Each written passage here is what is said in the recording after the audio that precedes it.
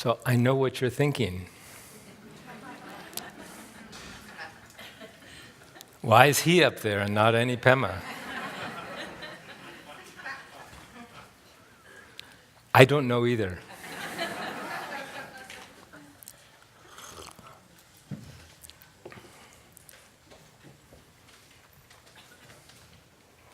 But we'll make the most of it anyway.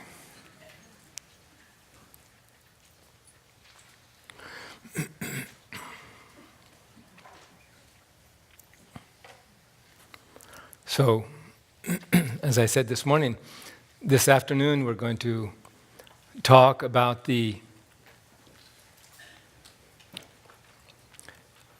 kind of the meditation underpinnings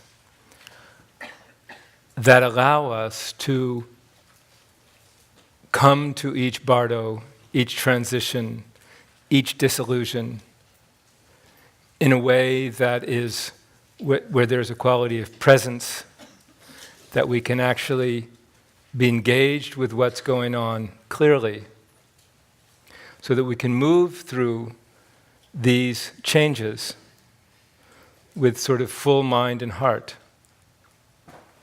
So, somewhat by definition, that's the absence, or that's the opposite of moving through transitions based on our propensities. To have a quality of fullness, a quality of presence, and a quality of heart as we navigate the gaps and transitions, the fluid places in our life. This is what we're training in our life. This is the life training, basically. So that, as we said, and as Pema says, so that at that moment of death, we are well trained. We are entering a domain that we are prepared for, that is familiar territory. Remember, the definition of meditation is to develop familiarity. So this isn't new, it's not a shock, it's not an insult, we're there. And so then the process of dying becomes not the end, you could say, but is a series of opportunities during which or through which we can become established in our sort of basic awakened nature. And Pema already mentioned two of those times. One at the end of the bardo of dying, where she said that the clouds part and our basic nature is there, and there's this opportunity to what we say very beautifully for the mother and child luminosity to merge at that point. The next comes during the bardo of Dharmata, when the bright lights appear, and we can, if we're well trained, we can experience those as our projections, basically, that they're coming from us. They're wisdom lights that are an expression of our wisdom. So this afternoon, we're going to work on the understanding how we can be present for when the clouds part, and we're given the opportunity to recognize our fundamental wakefulness, mother luminosity. And then if all goes well, maybe tomorrow morning we'll have a chance to talk about working with meditation so that we can understand that what arises in our life, which is not metaphorically, which is in fact light, right? Appearance. How to navigate that in a way that we can understand that the appearances of this life and the appearances of the dying process are projections of us. They're expressions. Projections is a kind of psychological term. They're expressions of us, you could say. Are expressions of our mind, of awareness. So, someone mentioned earlier that they felt there was a little bit of enthusiasm or excitement coming from myself and Anila this morning about presenting these. And it's a little bit true. Because here, within this context of of understanding these processes of moving through transitions and using transitions as moments to wake up, as opportunities to wake up. Not just sort of like wake up, ding, wake up, but like really wake up. This really is at the very, very heart of the training that we've been through, that Pema has worked with for so many years. To use this paradigm, this language, this context, really comes right to the very, very heart. So in the Tibetan tradition, it is said that death is an extraordinary opportunity. And so that's not just happy talk. It's this actually an extraordinary opportunity for the reasons that Pema has been talking about. And then tonight we'll have plenty of time to shoot the breeze and try to clarify any questions that might have come up from today. So Pema said earlier that her teacher, Chogyam Trungpa Rinpoche, in advising Pema about how to train for dying, he said two things. He said, he said, learn to connect with that openness. Openness, spaciousness, groundlessness, these are synonyms. Train in knowing or learning how to connect with that open space, that groundlessness. And the other is, along the way, or if that doesn't work out, connect with the heart so that we can develop a quality of warmth, care, love, compassion for ourselves in all of these processes, and then for others who are struggling with the same thing of navigating change, disillusion, gap, bardo, life and death. Make sense? Connect with the openness or the groundlessness and connect with the heart. So this afternoon,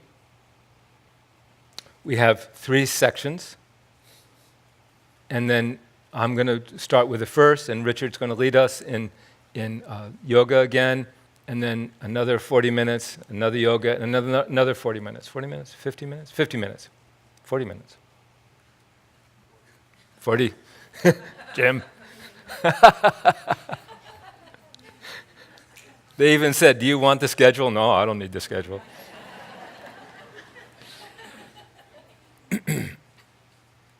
So in this first section, we're going to be talking about learning to connect with the groundlessness or the openness.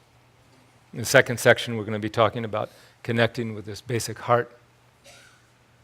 And in the third section, we're going to be talking about how that fundamental connection here expresses itself, extends itself, radiates as a quality of empathetic connection with others.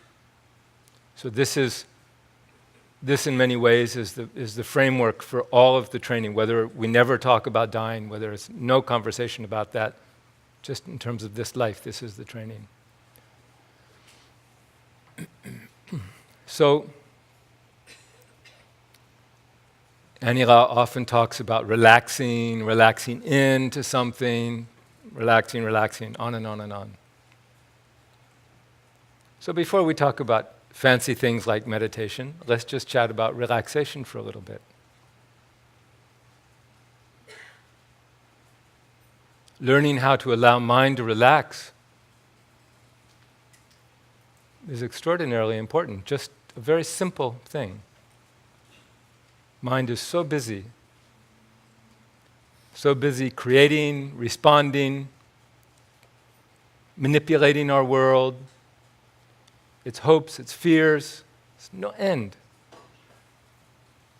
We know, we're very, very wise about the importance of learning to relax our body in so many ways, sleep, exercise, yoga, whatever it might be, but in terms of actually this very precious friend of ours, mind, the most important thing, we don't have no idea about it, just simple relaxation. So let's just talk about the simplest thing in the world. It's just letting mind relax for a little bit. So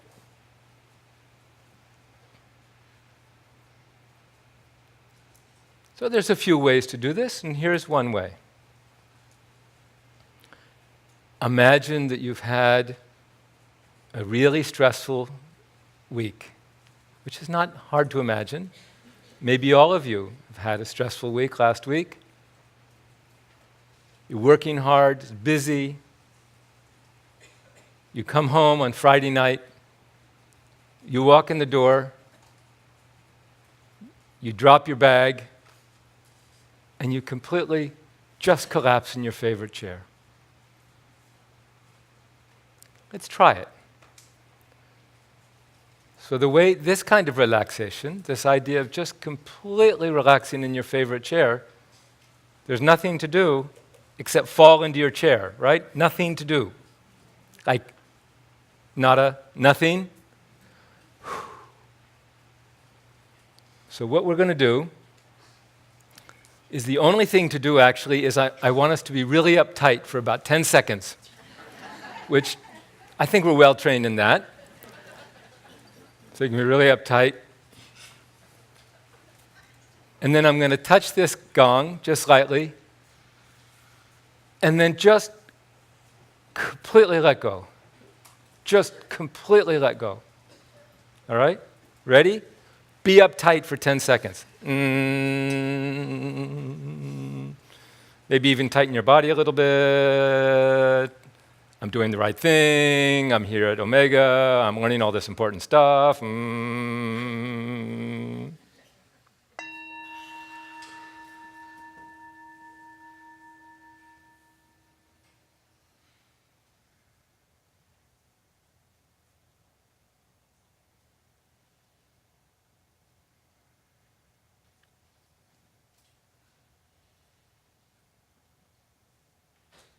Okay. Don't do anything. All right, so that's a little taste, right? Just a taste, a touch, a moment. Let's try it again. This time, I want you, if you would, to close your eyes. And as soon as I touch this, again, you can even breathe out and look straight out. Okay? Ready? Bzzz. 10 seconds, uptight. Tighten your body a little bit.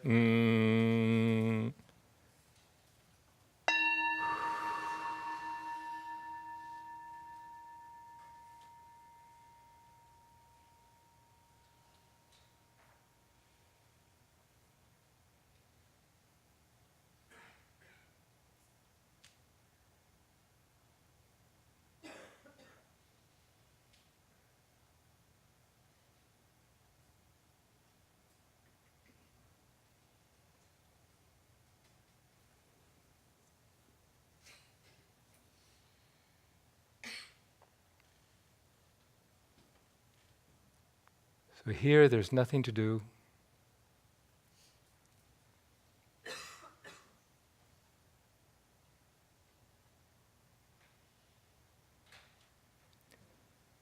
And yet all the lights are on. We can hear the fan. We see the light. We feel our body here. We know we're here.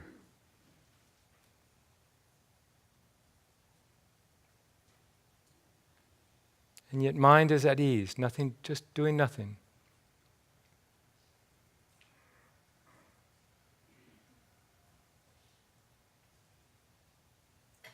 Everything is open, and we don't need to do anything at all.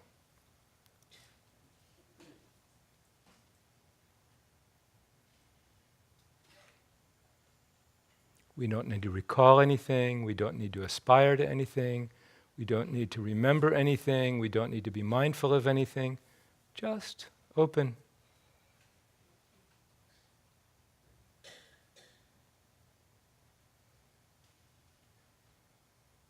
Let's try it one more time.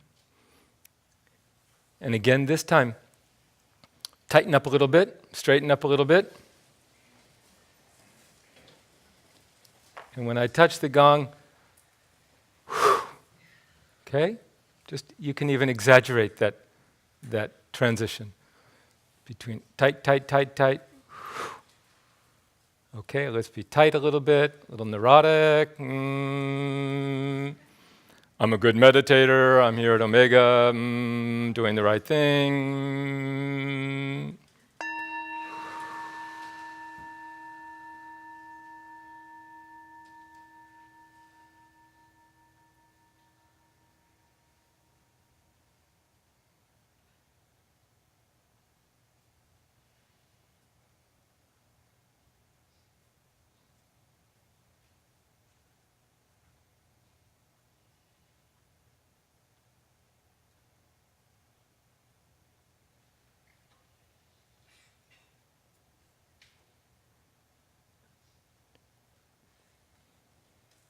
So we're not doing anything at all.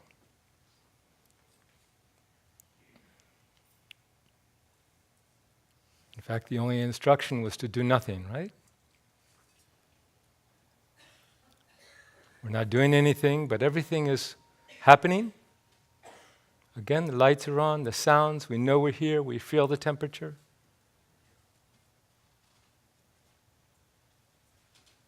Our experience is completely open.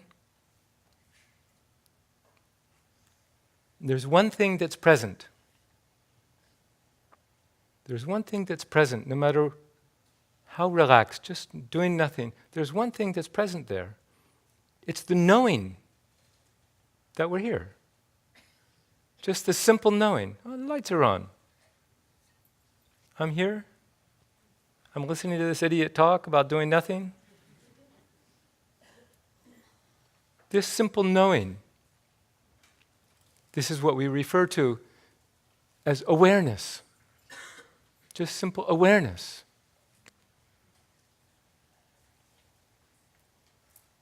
Awareness simply means that we simply know. This is a synonym for mind. Mind is there. We're not doing anything, but there's a quality of simply being awake. So, I said that this was just relaxation. It's just relaxation. But actually, this is meditation. This itself is meditation. Meditation means, in this case, to become familiar with mind. Becoming familiar with mind means becoming familiar with awareness. They're synonymous. Just. So when I say do nothing, everything opens up. We're not holding on to anything. We're not doing this. We're planning this, observing this, following this, etc. We're just completely opened up, right? So open and aware. Open awareness.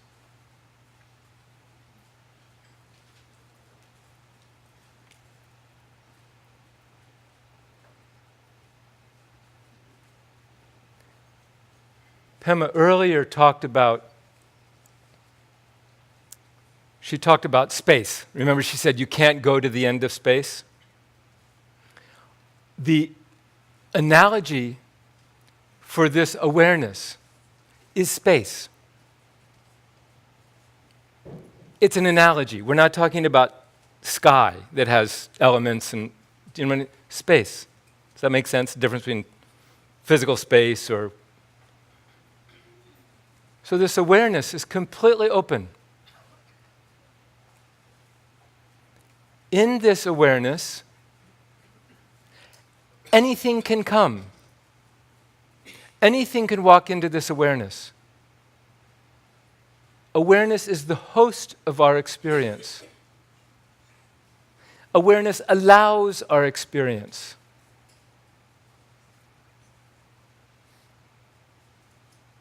But when we have experience, good experience, bad experience, the space doesn't change, right? The space in this room isn't bothered by 600 people in this room. When everybody leaves, the space is just there. Here, the space is here. Space cannot be constricted, space cannot be changed, it can't be broken, torn, burned. It's just openness. Openness, awareness, mind, groundlessness.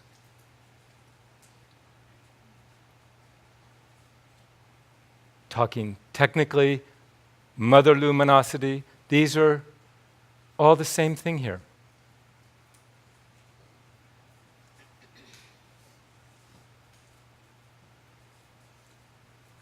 This meditation is non-meditation.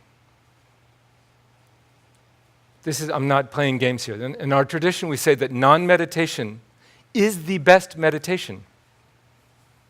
We're not doing anything. We're allowing mind to be at ease, in its own place, just.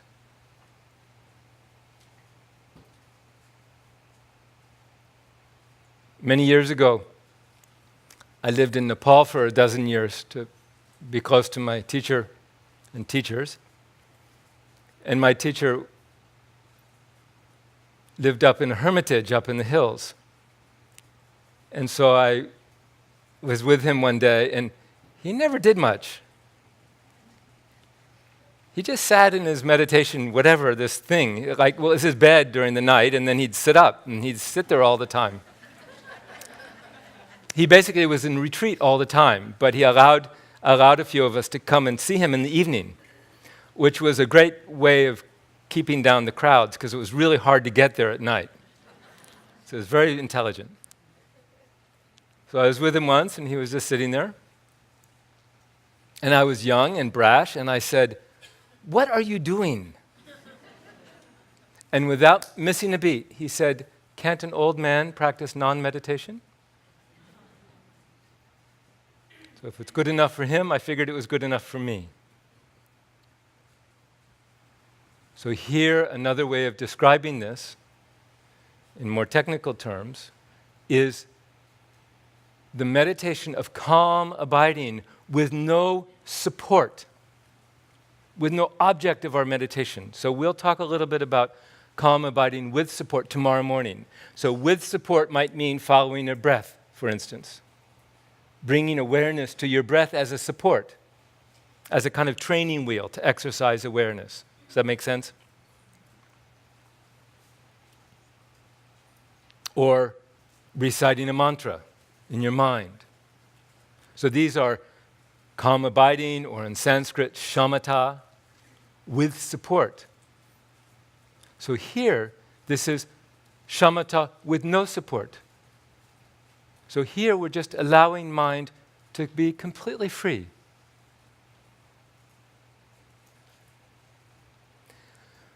So typically, if we were to teach this in much smaller groups, then I'd have a chance to check out what your experience is, and do you understand, and am I losing you, etc. So this is a little bit jumping into the deep end right away. Typically, this isn't taught till much later, but this accords perfectly with this idea of becoming accustomed to the groundlessness.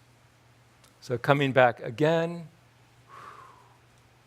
and again, there's no ground.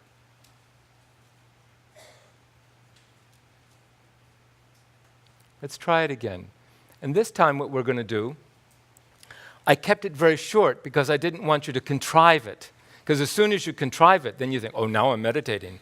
Now I'm doing something. Am I doing it right? Am I supposed to, right?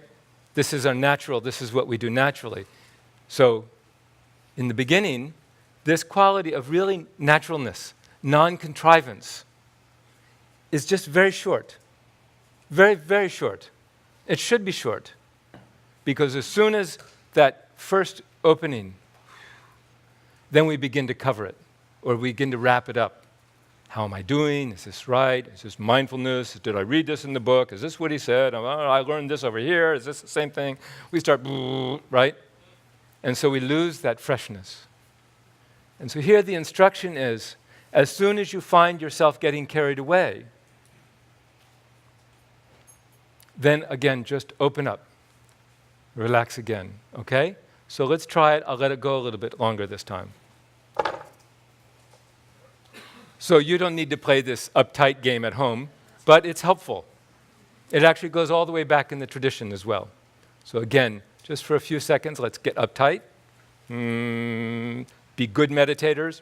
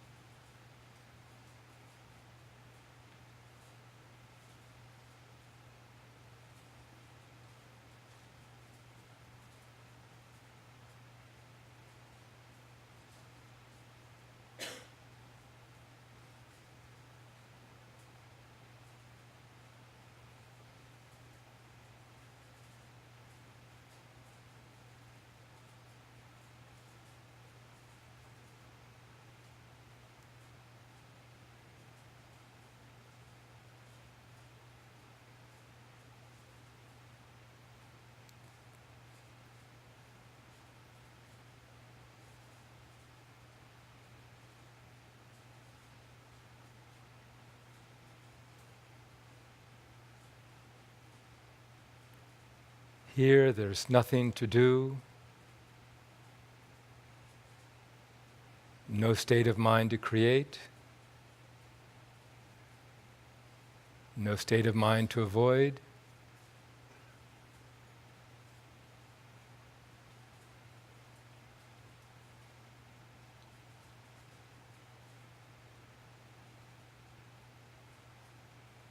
Open, natural.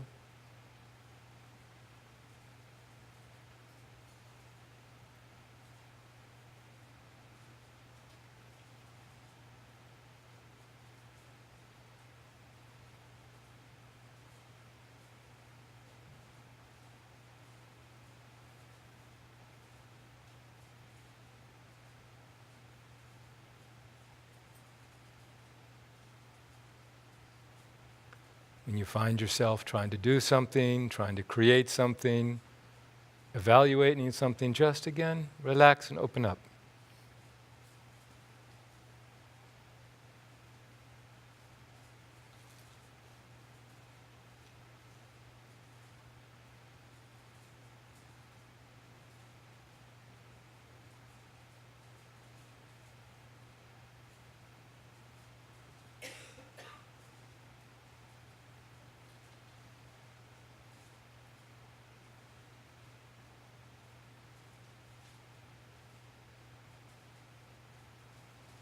In this space of mind, anything can arise.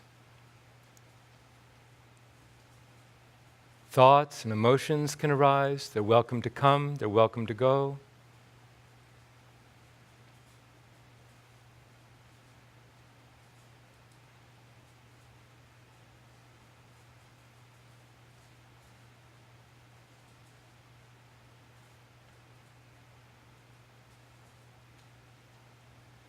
The essence of meditation is awareness.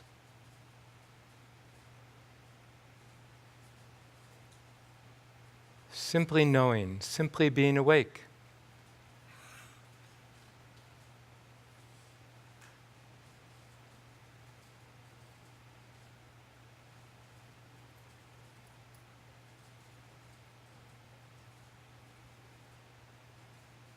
In this space of awareness, sensations, memories, sights, sounds, thoughts, emotions, everything is invited.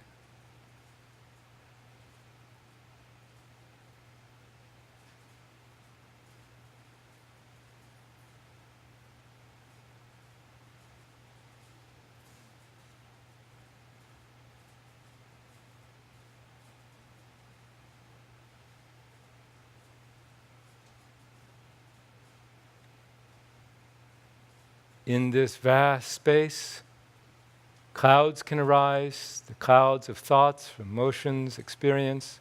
They can arise and dissipate.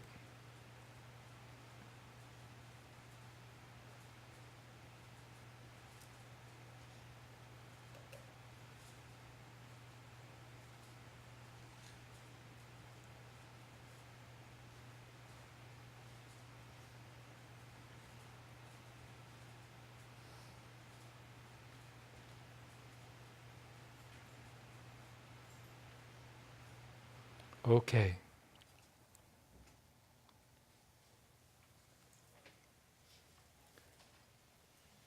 This awareness is the background of everything. It's the background of all of our experiences, our thoughts, our emotions, our aging, our dying, everything is an expression of this awareness. Otherwise, we have no experience. It's the background of everything. It's always there.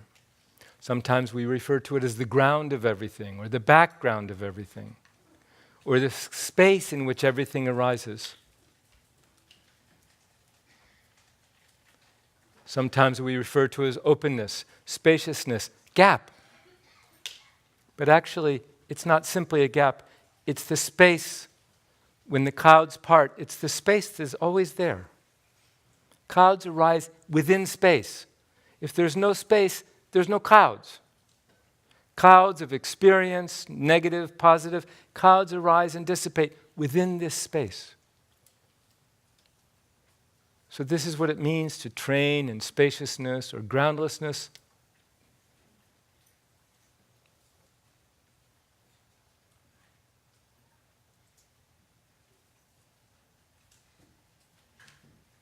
So typically we would spend a lot longer on this, and we'll have a chance to come back to it a little bit. But I want to give you one analogy that's very, very helpful in terms of working with this practice. This practice is, you could say, this is the kind of home base of all meditation practices. So this is the kind of meditation practice, this non-meditation practice, that in your daily meditation, whatever it might be, you could start with a few minutes of this and end with a few minutes of this. This is harder to handle because we're not doing anything, right? So we want to keep it fresh. Just start with a few minutes, end with a few minutes, and then within that, do your typical meditation practice, breath or whatever it might be. And we'll talk about that. But when you're doing this practice, for a few seconds, things will be completely open. And then you'll find yourself watching. Oh, am I doing this right? Or now I'm watching my awareness. So what happens is you begin to chase your own tail. Am I aware? Is this awareness? Oh, there's that. I'm aware of my awareness, and now I'm aware of being aware of my awareness. Right? So we get tied up into this, right? So the beautiful image, the instruction is, if you have a candle and the candle is lit, you don't need to take a flashlight to look at the candle, because the candle is self-illuminated. It illuminates oneself, in other words, it knows, and it illuminates other, which means it has experience. So the candle knows itself. So you don't need to think, oh, I'm being mindful of this candle, I'm watching my awareness, is my awareness. Make sense? We start chasing our tail. So when you find yourself doing that, which you will, and you let that go again.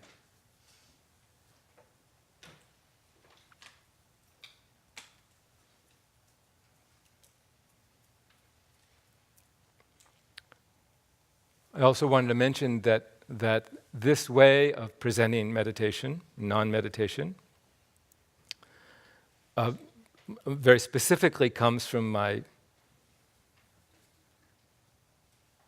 would like to say, my friend and my teacher, and a friend and teacher of Pema's named Yongey Mingyu Rinpoche, who is a young and extraordinarily gifted meditation teacher. He's the one who wrote the book called The Joy of Living. And so I need to give credit where credit is due. Most teachers don't teach in this way. Most teachers don't present this idea of awareness being the essence of meditation. Wherever there is awareness, and whenever there is a knowing that there is awareness, that is meditation. Does that make sense? I'm aware that Richard's here, but just take 1 minute. So for instance, if you're just looking at this stick. So that's normal awareness. You know you're looking at the stick. Stick. That's normal awareness. But to intentionally, knowingly bring your awareness to that stick, and knowing that there's I think in psychology it's called meta-awareness, that you know that you know. Does that make sense? That's called meditative awareness. And so here, we are simply resting in the space of awareness.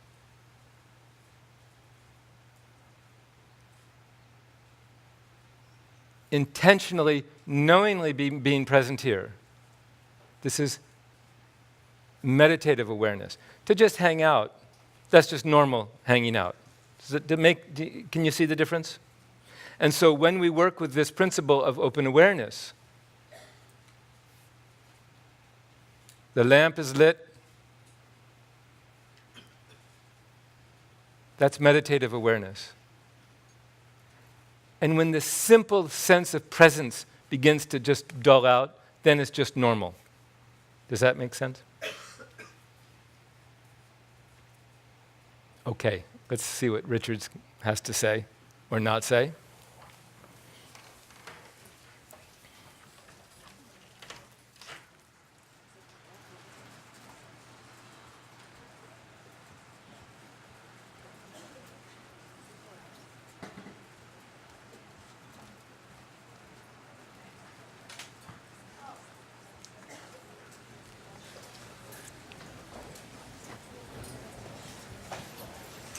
Good afternoon. So Tim said, let's see what I have to say. I have no idea what I have to say. So if you want to stand and do the postures, please feel free to stand up. And try to stagger yourselves a little bit. And I would just say, in the spirit of doing this in a relaxed way, in terms of movement, I find it very helpful to be hyper aware of your breathing, particularly aware of your breath as you're moving. It kind of slows you down a little bit, so there's no rush, and you're very present that way. So we're going to do this series 3 times today. So we'll begin with Earth, standing pose, again like a mountain. And I'll guide you through it the first time. So feel your feet on the ground, your arms hanging, shoulders released, and you're very long through your spine. Your head is balanced, and your face is relaxed. Your arms rise up, and you greet the Great Eastern Sun. Your hands come together. And then your hands come down to your heart, and you gather heart and mind. Feel your heart. Feel your breath. Offering. Do a forward bend. You release down, just hang. And let the weight of your upper body go. Just practice that sense of letting go in a physical way. Arms hang, hands release, head releases, neck releases. And bend your knees, come back up. And courage. Just look out. This is something like what we were just doing. Just presence. And then you become a warrior. So you separate your legs wide apart. You turn your right foot at 90 degrees, your left foot turns pigeon-toed, and you turn to the right, raise your arms up, and mindfully bend the front knee. You're still with your breath, and you're looking straight ahead. Breathe.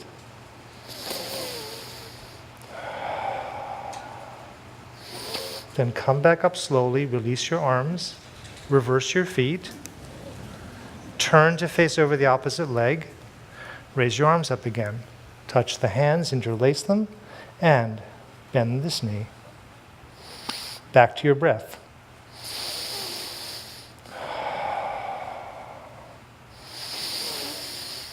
Come back up. Turn your feet forward, release your arms, and now you can move in the 4 directions. So we'll move with the breath. Exhale forward. Inhale up. Exhale back. Inhale up. Turn to face over the right leg and exhale forward. Inhale, come up. Reverse your feet. And on an exhale, bend over this leg. Come back up. Reverse your feet one more time. And now you can fly. So your arms go out, all of us can fly together, and you slide to the right. Keep sliding, don't do anything else. Slide, reach your arms apart, open your chest, and now just rotate your arms. Look up if that's easy, if not, just look down. Again, come back to your breath and feel your chest, your heart.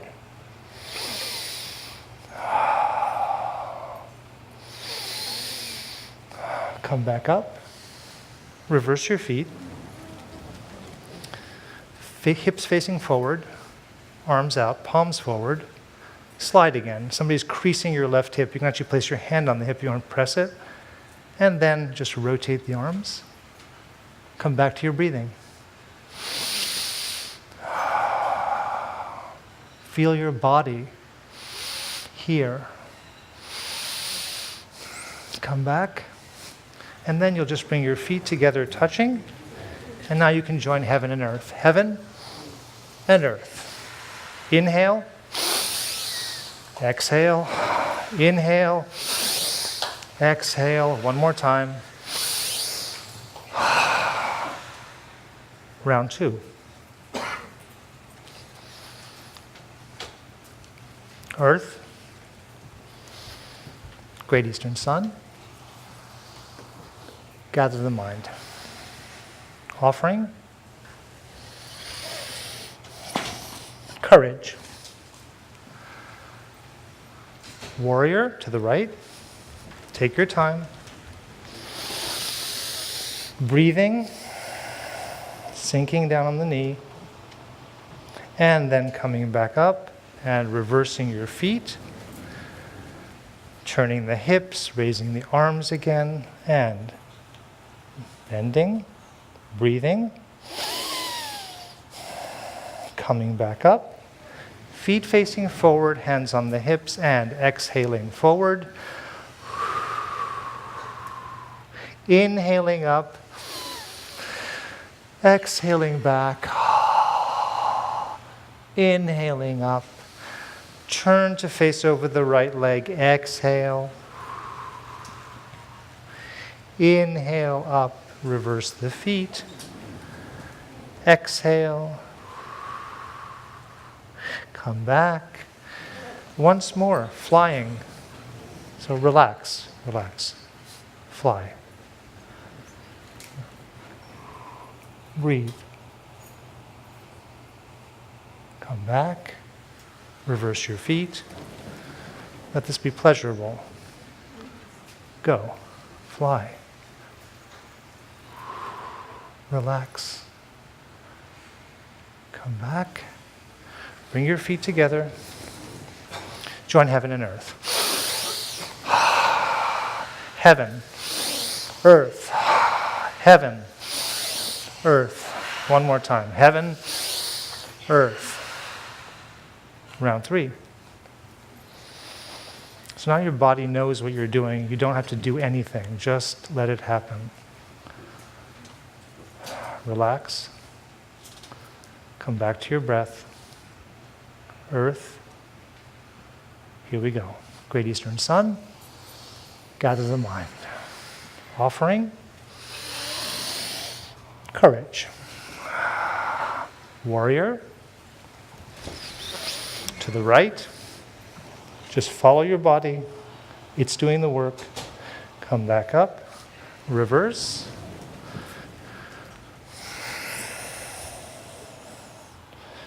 Come back. The body wants to move in 4 directions with your breath. Exhale forward. Come up. Exhale back. Exhale to the right.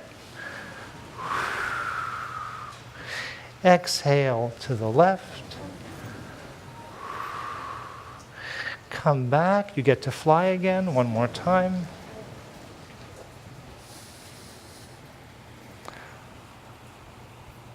You can fly the other way.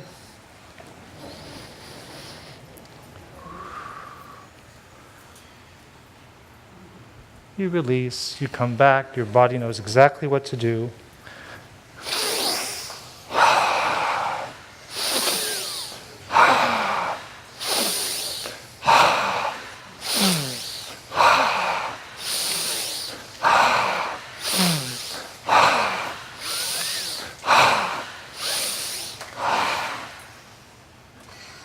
Thank you.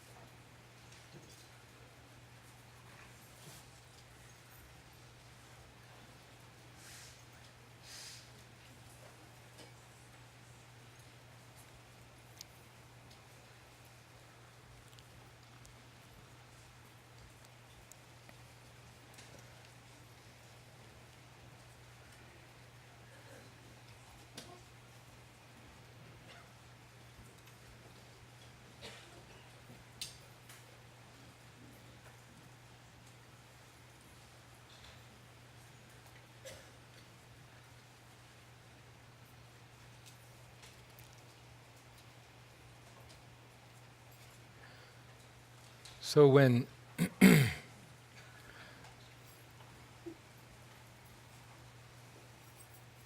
Pema talks about openness or ground or gap, gap means that there's something opens up between thoughts, between experience, there's some openness. But gap doesn't mean that we're blacked out. Gap means that completely open. It's a gap between two occurrences, two thoughts. Does that make sense? Two breaths, two lifetimes. So when you talk about becoming familiar with the gap, this is it. This is it. Coming back to openness. Sometimes people refer to the word gap often is used because sometimes people can access this at moments of a little bit of shock, for instance. If someone says, boo. So when you're startled, you don't go you don't black out. The sky opens up. It's quite vivid. Does that make sense? And this comes naturally at various times and occurrences. But here we're training in it so that when the occurrences of this life and this body open up, that we recognize that place. Pema said the clouds part and we come back to our ground, the basic awareness. And if we recognize that and can maintain there, then we don't get carried away by the lights. This is home. We've come home. If we don't recognize it, then we get enticed, technically, into a new birth.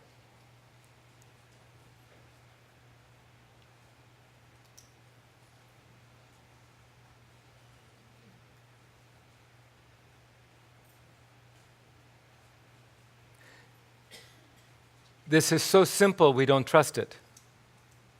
We think we must do something. And that's normal for us. We don't trust our own basic nature, you could say. This is us. This is actually who we are. All of the stuff are kind of like reflections, and we get mesmerized. We get beguiled by the clouds that come in that space, and we chase after them. If we can put this rainbow together with that rainbow, and then it gets along with this rainbow, and it's a nice rainbow house with a good rainbow job and the perfect rainbow mate, and everything is just fine. But we know the rainbows don't last like this, right? So we get more and more and more agitated. Oh my God, oh, don't go, right? So this is how we live our life. So here we're being taught that actually we can just relax into the space. And then within that space, rainbows naturally come and go. And we can enjoy them. We can enjoy the occurrences of this life. And we don't have to panic when things shift.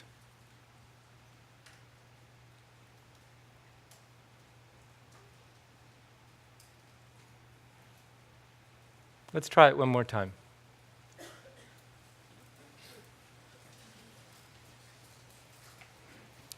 This practice of non-meditation, or the practice of shamatha with no support, or the practice of shamatha with a support, which we'll talk about tomorrow morning, is enhanced by a reasonably good meditation posture. Upright, not tense, relaxed, back upright. And then inside, relaxation. Does that make sense? Body is up, but inside a quality of relaxation.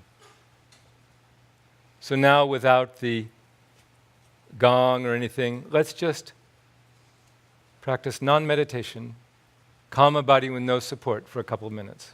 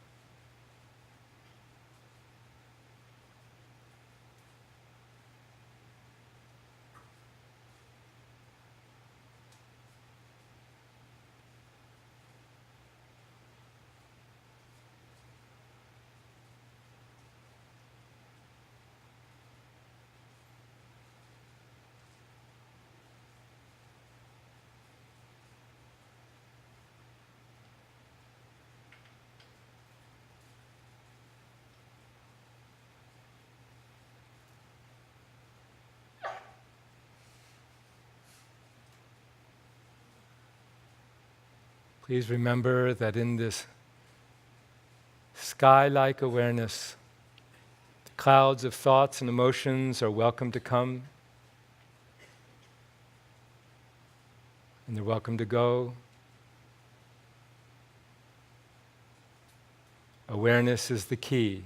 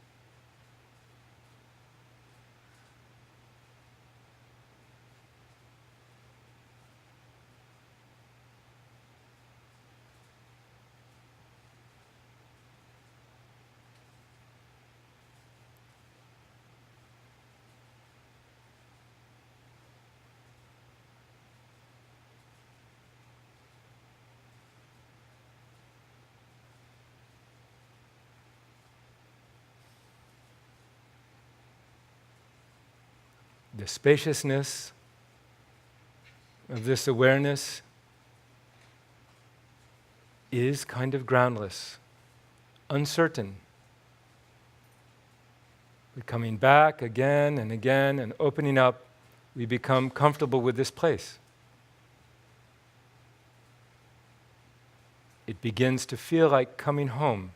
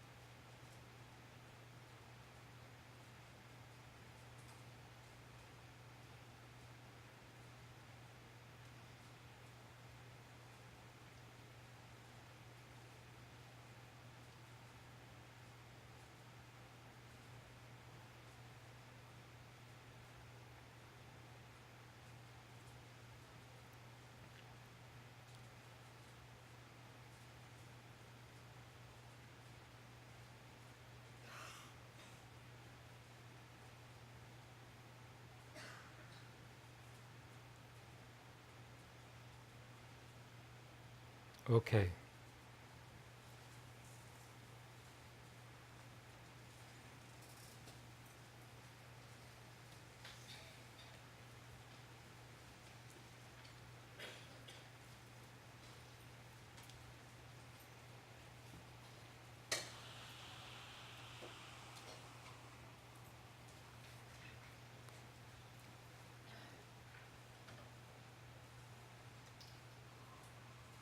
There's a beautiful image that is used sometime of a bird and a nest. And birds fly far from their nest to find food or whatever in the world birds do. But at night they know how to come back to their nest. But we're like birds who have flown far from the nest and have lost our way back. Our attention, our identity has flown out through the senses into the world of appearance. And we become beguiled by the sights and sounds, experiences, and have become lost. We say become lost in the pathways of experience. Good experience, bad experience, this experience, that experience, always trying to put it together. Does that make sense? A good, continuous, perfect job that never changes. A good, perfect son who never changes. Not. Right? We know how that goes, moms and dads. Oh, my perfect baby at 3. Everything else was hellish because we're trying to hold something. Does that make sense? So we've run out trying to create this perfect world that, as Pema said earlier, no one has ever done it. And so here, the instruction and the practice and the sort of guiding instruction altogether for our life is to open back up, come back, and then just dance in the world, but don't fixate on it. Don't jump onto it. Just stay here openly, a quality of awareness. We're like playwrights who have written this play. We've hired the stage and hired the actors. They come on and they do such a good job that the playwright gets so excited that he or she jumps on stage and completely forgets that it's their play and get completely caught up. So here the idea is come back home again. So the practice of this practice is becoming familiar with the way home, coming familiar with that basic space, that basic the basic awareness of who we really are.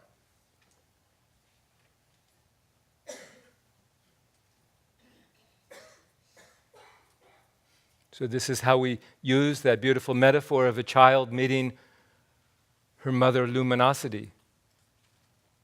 That in the dying experience, we actually find ourselves home again with an opportunity to recognize this is home. This is it, this awareness, this open, vast awareness. This is home. I don't need to run away from this again. So we need to train so that when that opens up, we can recognize it. Oh, this is it. Because if we keep going so fast, then we run right past this and then get beguiled again by the appearances.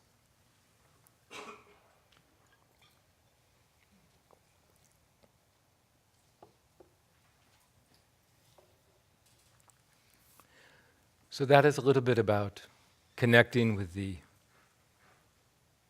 open ground, the groundless ground.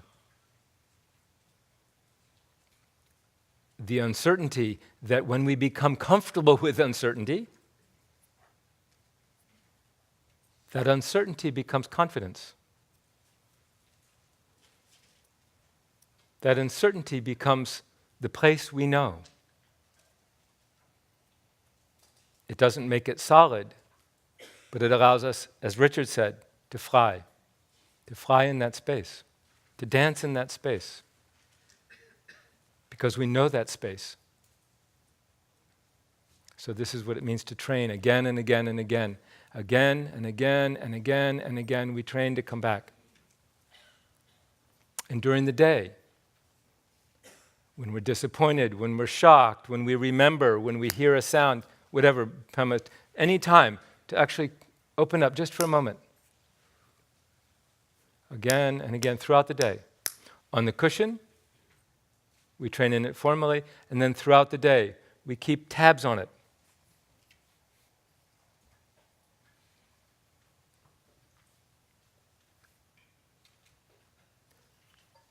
But the practice of meditation, whether it's with a support, like breathing or something, we'll talk about that, which most of you are familiar with, or without.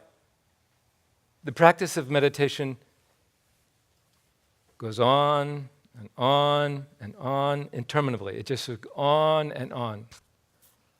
Just skillfully and repetitively, repeatedly applying an authentic technique of coming back again, whether it's back to this open space or back to the object of the meditation, as we'll talk about tomorrow. Meditation means getting lost, coming back, getting lost, coming back, getting lost again and again and again. That's what meditation means. Getting lost is incredibly functional because getting lost reminds us to come back, and it's the coming back that we're training in. Once we're back, there's nothing to do. Once we're back to the open space, there's nothing to do. So it's the coming back, getting lost and coming back again and again and again. So this goes on for hours, weeks, years. It's frustrating, it's boring. It's usually boring as can be. And typically the first thing that we begin to notice, if meditation is actually functioning, oddly enough, the first thing we begin to notice is just how crazy we are.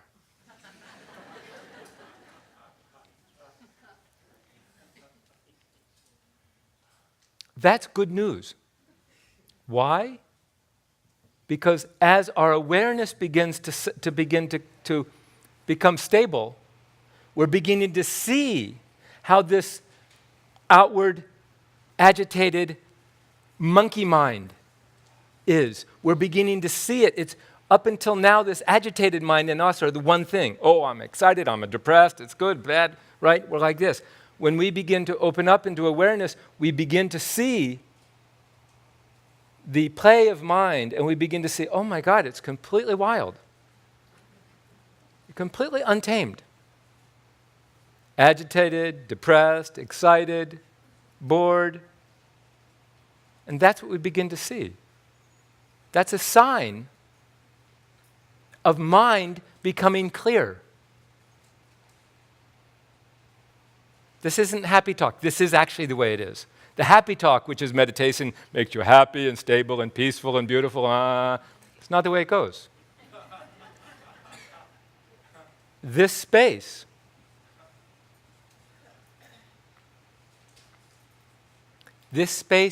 of who we already are, by definition, is already clear.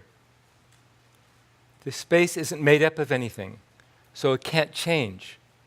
But it's by definition balanced, by definition peaceful. So if we want peace, if we want balance, if we want space, if we want some delight, it's here. Because that's the nature of this space. We say that this quality of basic awareness is good. It's fundamentally good and unchanging. Pema used the term unchanging nature yesterday. It is unchanging like the space in this room. It's not made up of anything, so it can't change. But along the way, the byproduct of hours and hours of meditation as we're developing some kind of balance, another thing happens that's just as potent and just as important, is that over time, and when we spend enough time on the cushion or on our chair or whatever, we begin to develop a sensitive, intuitive, tender connection with this crazy mind of ours. This monkey mind that we've been fighting for so long. As we settle down and observe it and let it work, let it play, bring it back, let it go, bring it back, over time, around the edges, the byproduct of meditation of any kind is a sense of knowing who we are, our patterns, our hopes, our fears, our disappointments, what we want, what we don't want, what we're excited about, what we're inspired by. This just happens over time naturally. A sensitive, intuitive, warm relationship to this surface of mind, this monkey mind. You know what I'm saying? The difference between monkey mind, this and this, right? This thing that we've been trying to control for so long. We're trying to get it to think right, act right, be right, settle down, be smart, be clear, be right? It just doesn't play that game. When we finally begin to just allow it, to open up around it, to host it, to allow it to be, we begin to make a proper relationship with it. And just like any young person, when mom and dad open up and relax a little bit, they begin miraculously to settle down and grow and mature. And the key is knowing how to give that natural energy, that what we say, the responsiveness of mind, to give it space, to know how to handle it properly. And over time, it becomes so clear to us that at the bottom of the bottom of the bottom of everything that's happening with this wild mind of ours, who we call me, is at the core of everything, of every single thing, every complaint, every activity, every hope, every fear, is that fundamentally, at the end of the day, at the end of each moment, we either are looking for a little more peace or a little less grief. We want to be happy, and we want to be free of distress. Everything we do is based on that. And when this begins to dawn on us, now magic begins to happen in the most beautiful way. You know, sometimes you read a quote or read a poem or something that sort of galvanizes everything that had come before. It's kind of a key that, you know, you turn it and something comes together. I came across a couple lines by Anais Nin years ago. And these lines sort of made sense of the entire path of meditation for me. And then I began to listen and realize that all of my teachers, and Pema included, were talking about this process. Anais Nin said, "The value of a personal relationships to things is that it creates intimacy, and intimacy creates understanding, and understanding creates love." When we spend enough time with ourselves, we understand ourselves intimately and deeply. I don't mean psychoanalytically, I don't mean that. I mean intuitively. We understand ourselves, and the expression of understanding is tenderness, is love. It's like a mother, theoretical mother,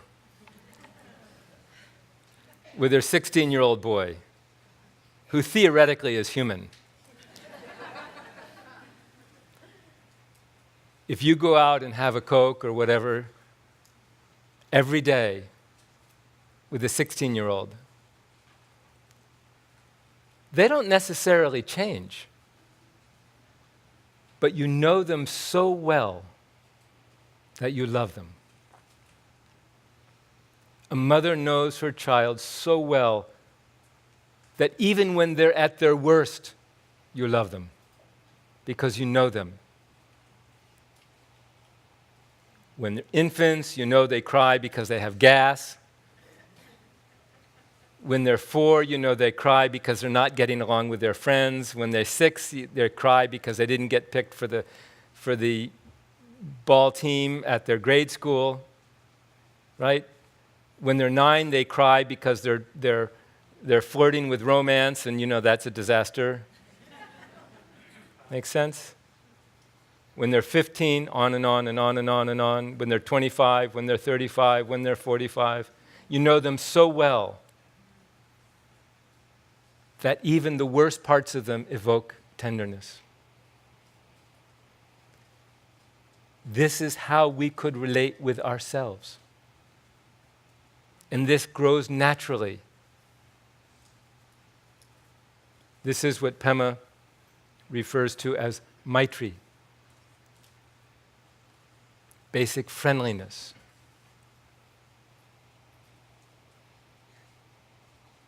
Basic warmth.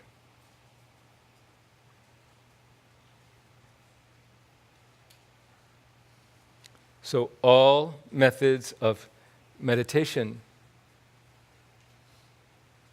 engender this quality of knowingness. And when you know something so well,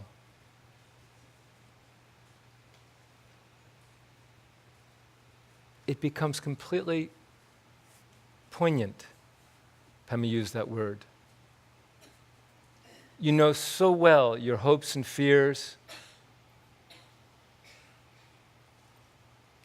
your dreams, your history. You know it so well, it becomes incredibly tender. And just like knowing a little one, for those of you who have kids, or I don't know if it works in younger brothers and sisters, but maybe it works in nieces and nephews. When you know them so well, you just love them despite themselves. There's such tenderness. you wouldn't imagine when this quality of touch, and care, and deep understanding, this might be easier for a grandparent. Really, when it really touches you, the whole thing becomes very tender.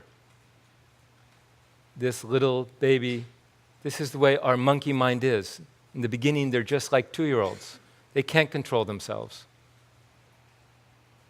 You want to not be reactive, and you're reactive. You want to have a sort of a warmth in your thing. You don't. It's just a mess.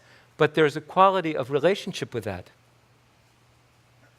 It's as if over time, we become the parent to our own crazy little monkey. This big space, this big, balanced, clear space. Up until now, we've talked about the openness of it. But just like space not only holds and hosts things, but space has the quality of warmth, just like the space in this room. You can't see the warmth. It's not made up of anything. It's the quality of the space, the quality of this openness. Its expressive quality is warmth. And this is evoked by this relationship with our own mind.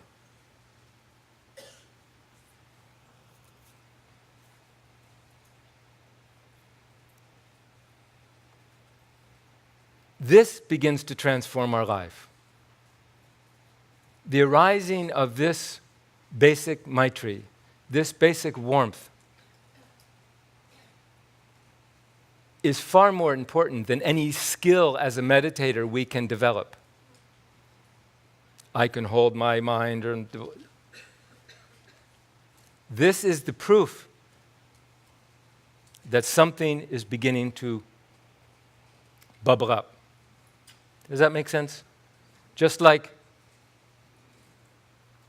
for instance, if you meet how can I say? The quality of accessing awareness, becoming familiar with, and establishing an awareness, that's meditation, right? That's the path of meditation. That's what we're doing. The proof of that is this warmth. Just like the proof of a fire is heat. If someone says, "How do you like my fire?" and there's no heat, then you know it's a picture of a fire. It's a fake fire. Does it make sense?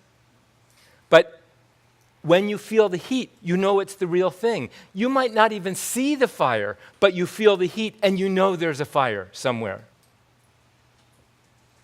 So the proof, the marker of meditative stability or awareness or progress on the path, you could say, is this warmth.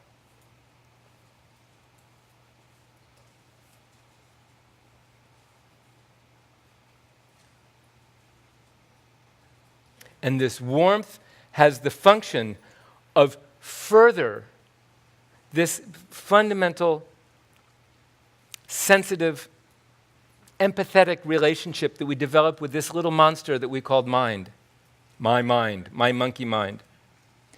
That warmth, just like a granny's love, has the further function then of opening and softening even more. Those of you who have kids, you take your kid to spend the afternoon or the evening or the night with Granny, and they come back and you're thinking, "Oh, how was my little monster?" And Granny says, "He was a total doll. He was great." And you go, "What? That little bugger?" Why? Because in that space, then there's further relaxation. That's how then this monkey mind begins to open, relax, soften, and grow up, quite literally. As Trungpa Rinpoche used to say, this crazy monkey becomes a good citizen. I think he said a good chap.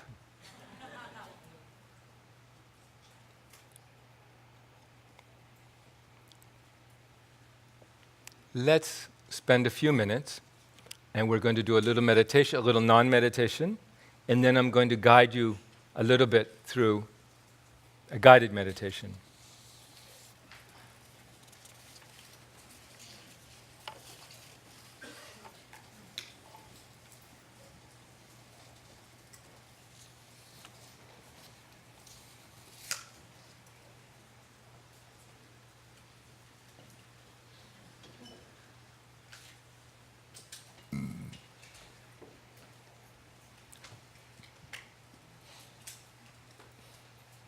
Generally, in meditation, it's good to have our eyes open.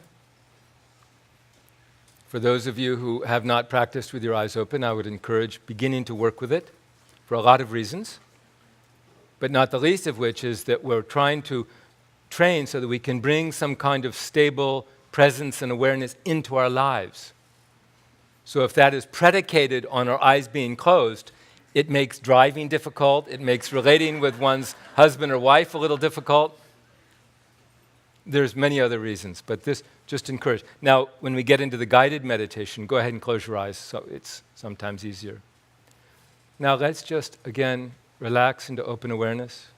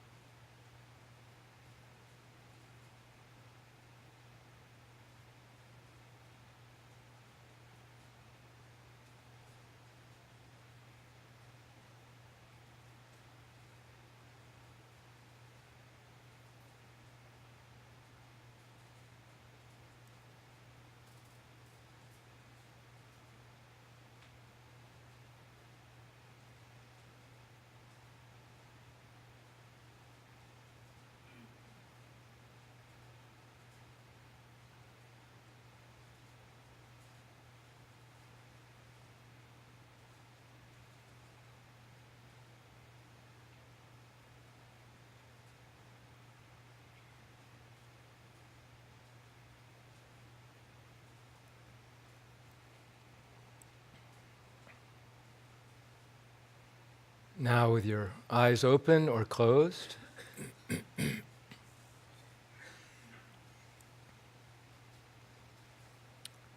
think back to a time when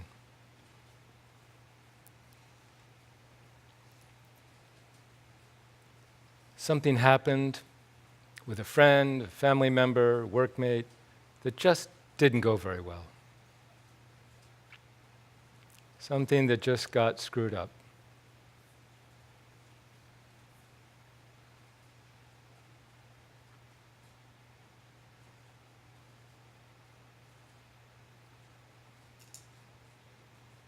In your mind's eye, bring to mind what it was, what you did, what you said,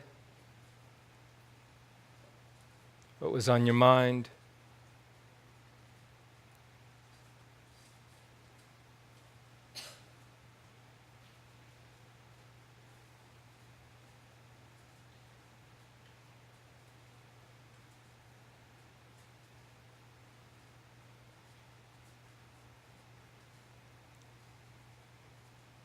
Can you see that what you did or said somehow was a response to either having been hurt or wanting to be happy somehow? At the core of whatever it was you did, you wanted there to be a little less grief, a little more happiness.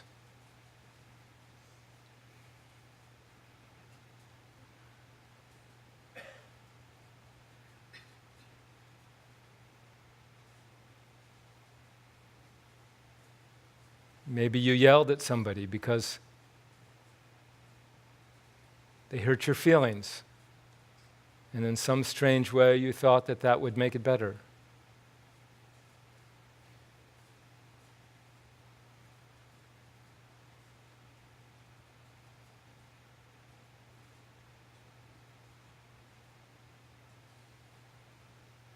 Maybe a friend of yours and you got sideways because there was a misunderstanding.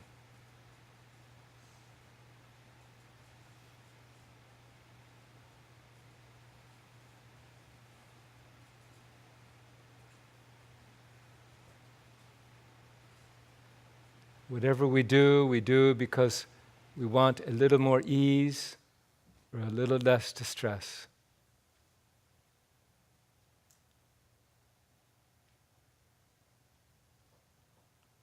And we're absolutely terrible at working that out. Nonetheless, at the heart,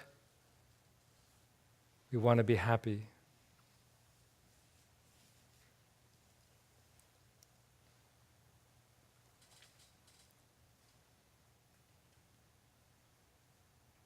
We want to be happy, we want to be at ease.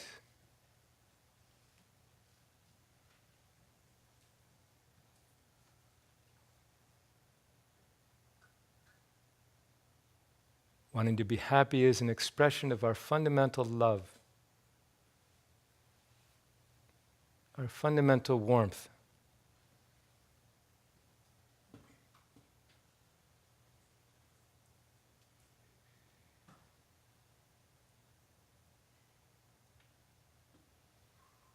Wanting to be at ease and free of suffering is our basic compassion.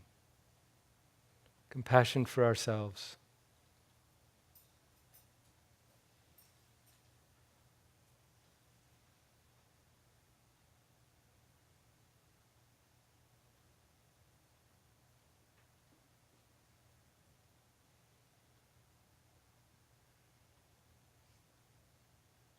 When things change, we get scared.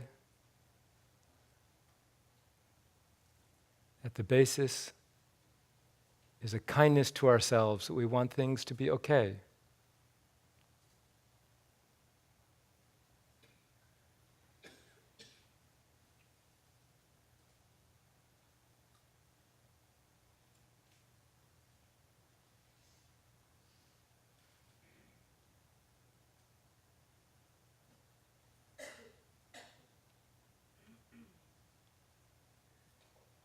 everything that this little monkey mind does is moving towards, or wanting to move towards happiness and ease, but it just doesn't know how to do it.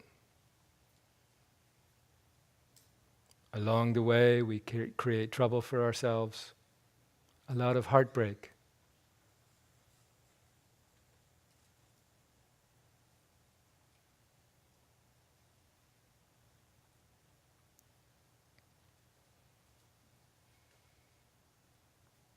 Rather than trying to manipulate ourselves, scolding ourselves, maybe we could have a tender attitude.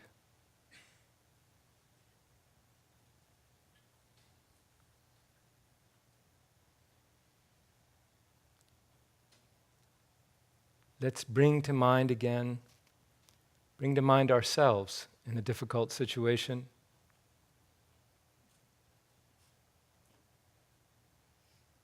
The situation could be ongoing, it could be in the near past, the distant past.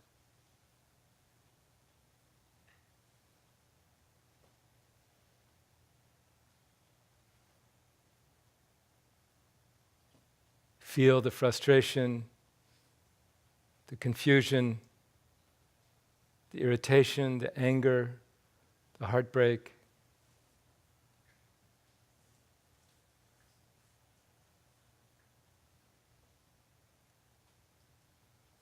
And now imagine that by breathing in, you could actually breathe in and lift that. Lift the heat and the smoke, the pain, lift it from yourself. Just breathe it in.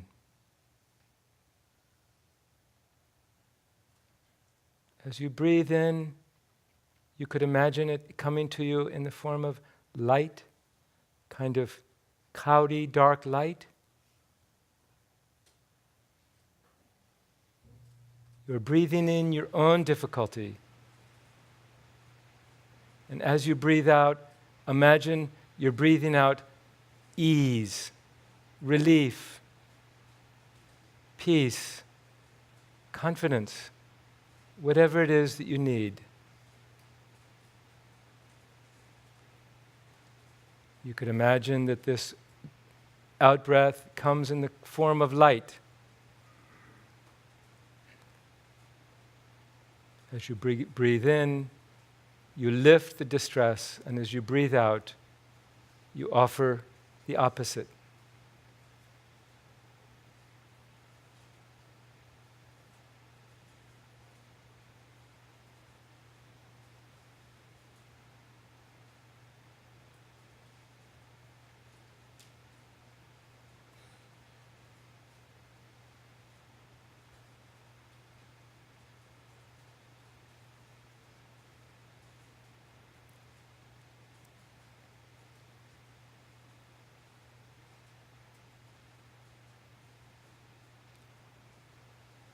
You just lift the heat and distress from that crazy monkey of yours. Just lift it, breathe it in, and send out peace, spaciousness, and whatever you need.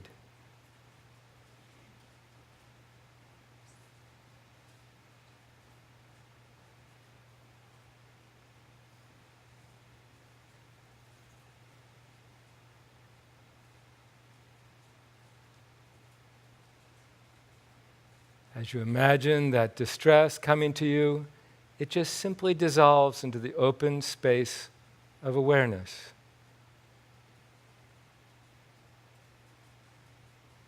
Or the open space of a vast heart. Those are synonymous.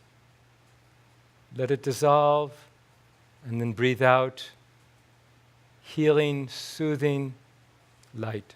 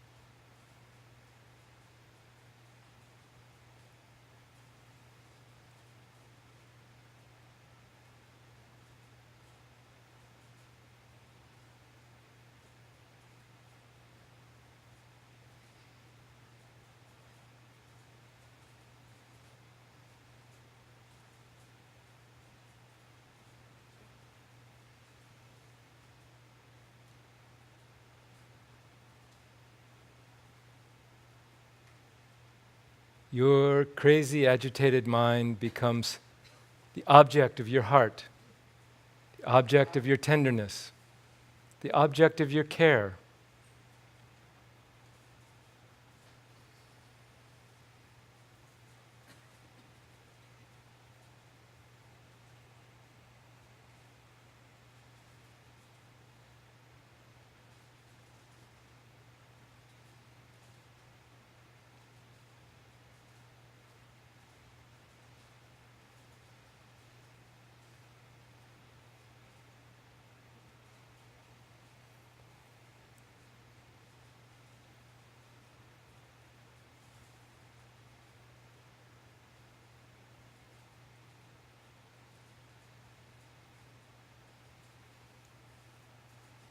And now, for a moment, just open up again into open awareness.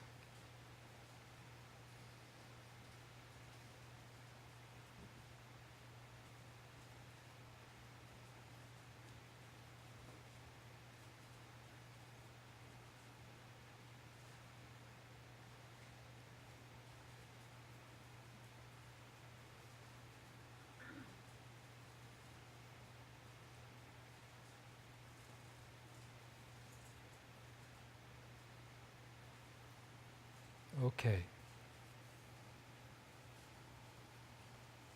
So this is just a few minutes of Tanren, taking and sending, with you as your own object is a funny word, your own recipient, beneficiary.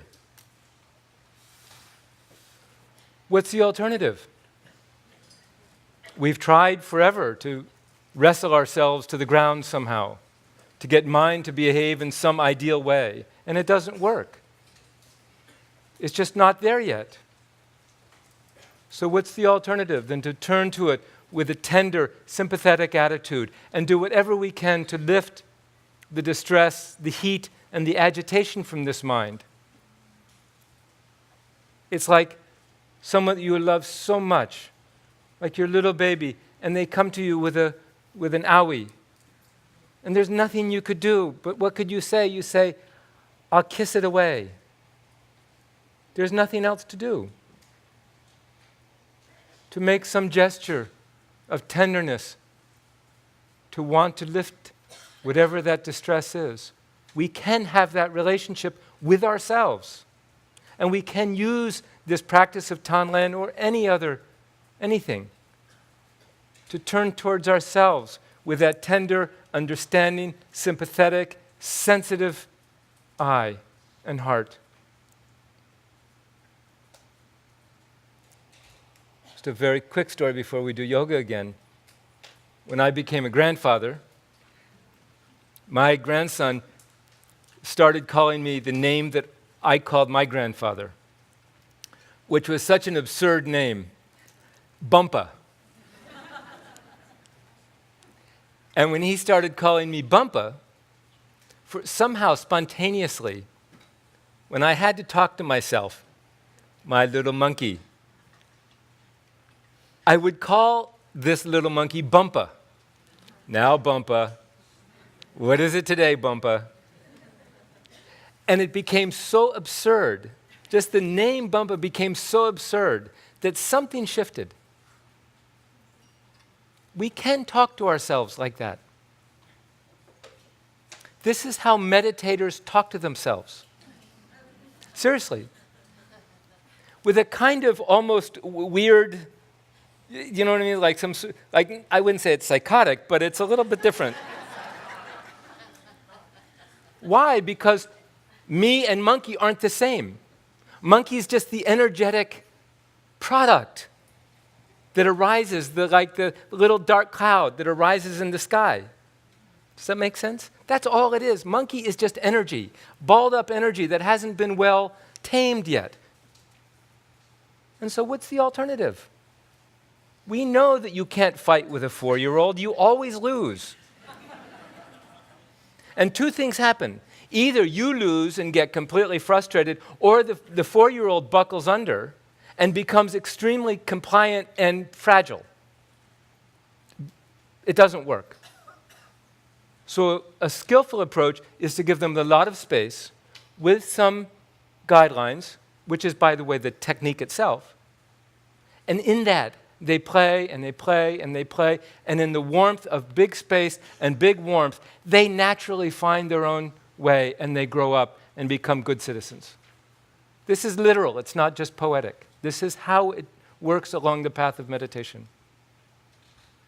But the key here, along with the experience of space, then the key here is in that space, the confused, agitated aspects of our experience. There's no other alternative. There's no human response other than tenderness. Anything else not only doesn't work, it's insane. Okay.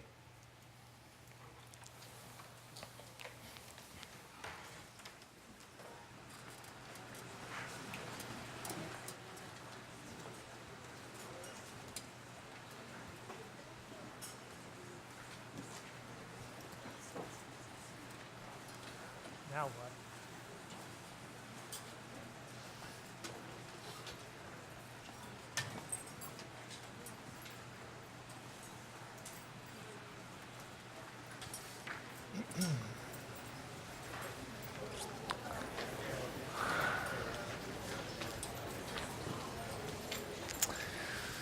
Well, bumpa is a hard act to follow.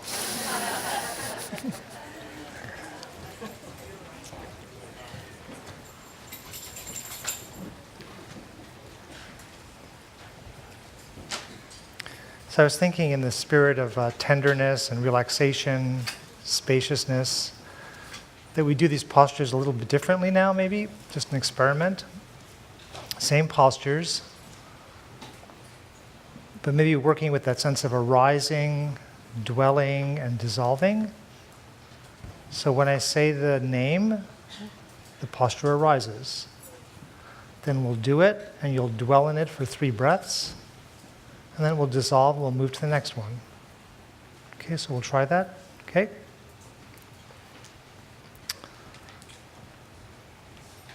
Earth, arising.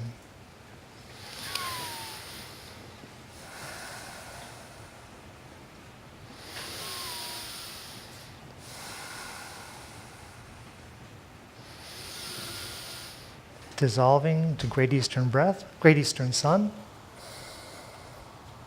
3 breaths.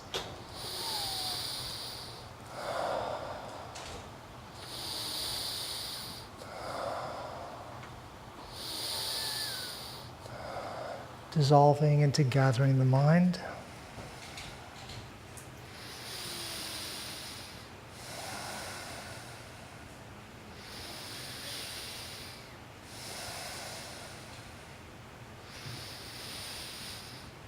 Dissolving into offering.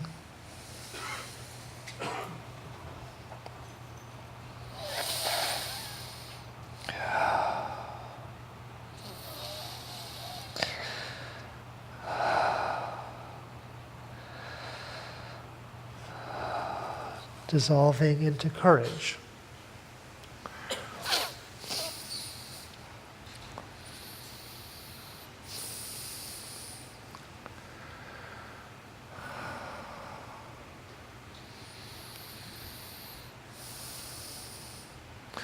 Into warrior, to the right.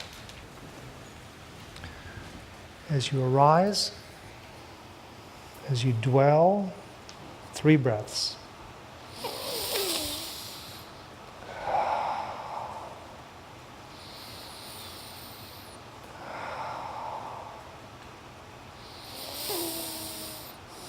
Dissolve, other side. Arise, dwell, 3 breaths.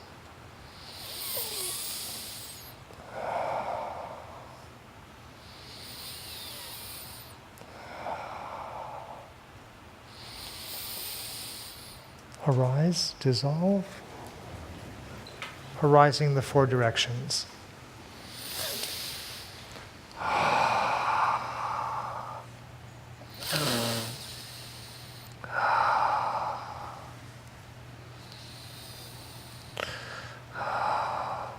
Dissolve into a backward bend. 3 breaths.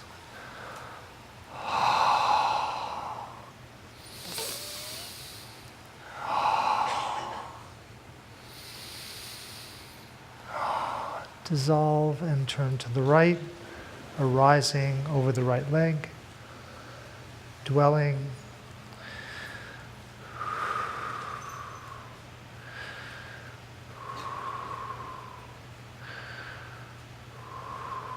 And dissolving to the other side.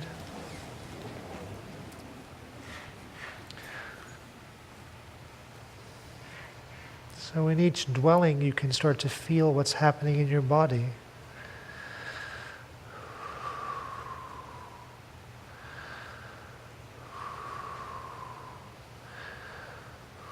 And arise, dissolve. We do the flying pose, which will arise, enter, and then we dwell. 3 breaths. Feel your body.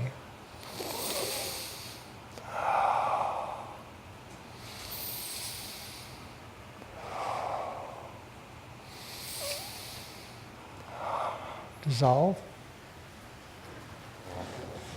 Opposite side. Dwelling for 3 breaths.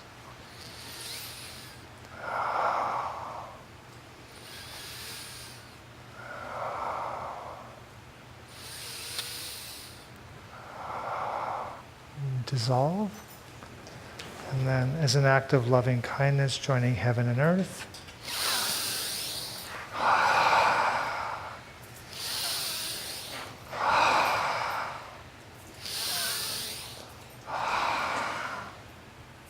Good.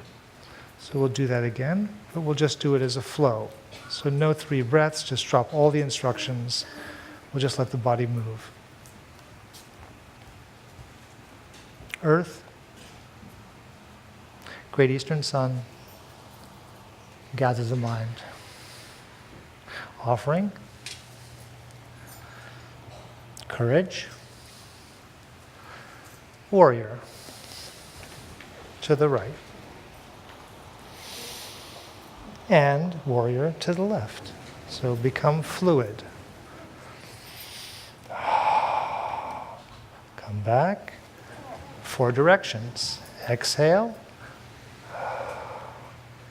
Inhale. Exhale. Come up. Exhale. Come up. Reverse. Exhale. Come back up. Set up for flying pose to the right. Your wings go out. You reach. You fly. You come back. You reverse. And you fly the other way. You come back. And you join heaven, earth, heaven, earth, heaven, earth. Let's just keep doing this.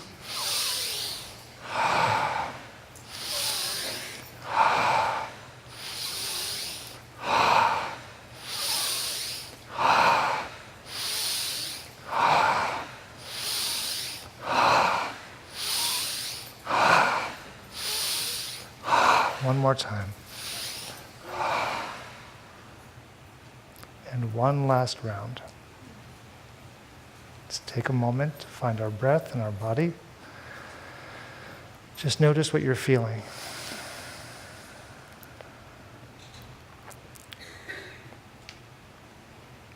Big space. Earth, Great Eastern Sun, gather the mind and make an offering. Courage, warrior, warrior,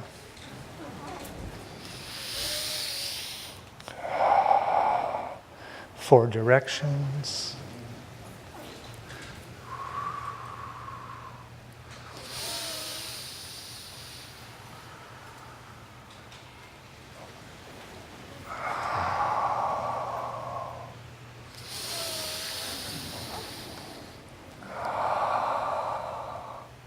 Flying.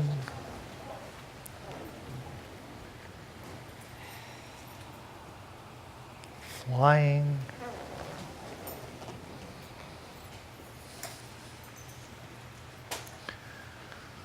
Heaven and earth. Heaven and earth, and one more time. Heaven and earth.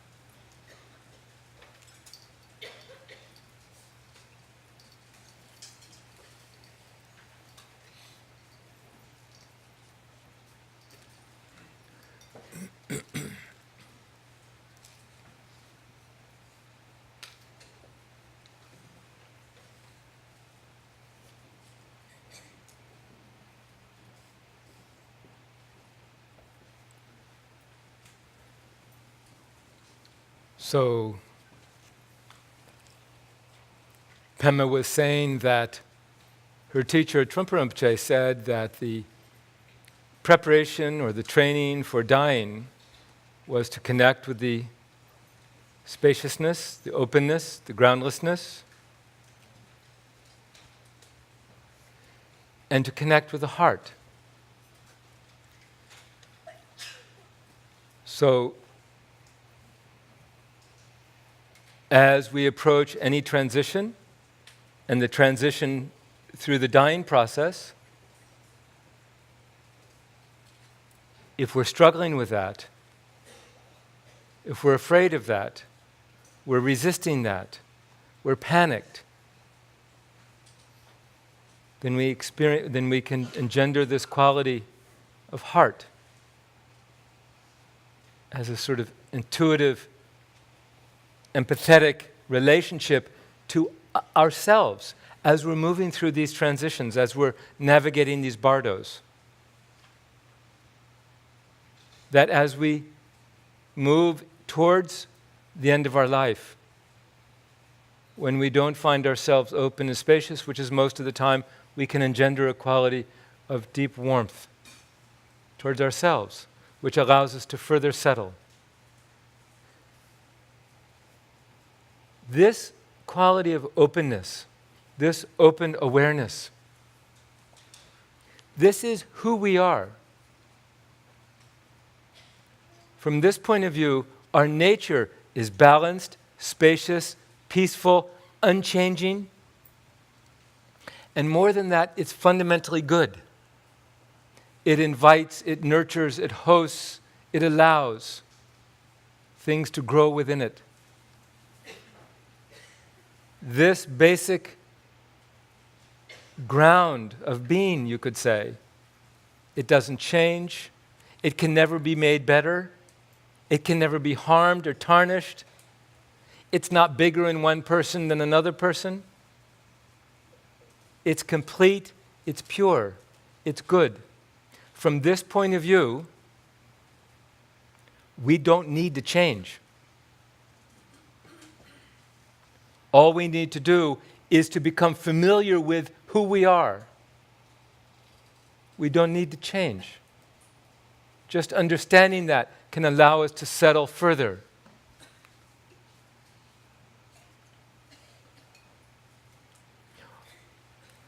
But we get caught up in the energetic expression of this space, which is our sort of mind and all of our thingies, right?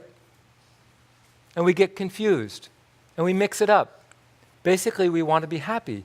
That fundamental space of who we are is replete with warmth, love, compassion, and wisdom, clarity. But along the way, as this sort of monkey is growing up and becoming mature, we get it wrong. We want to be happy, but we go about it in all crazy ways.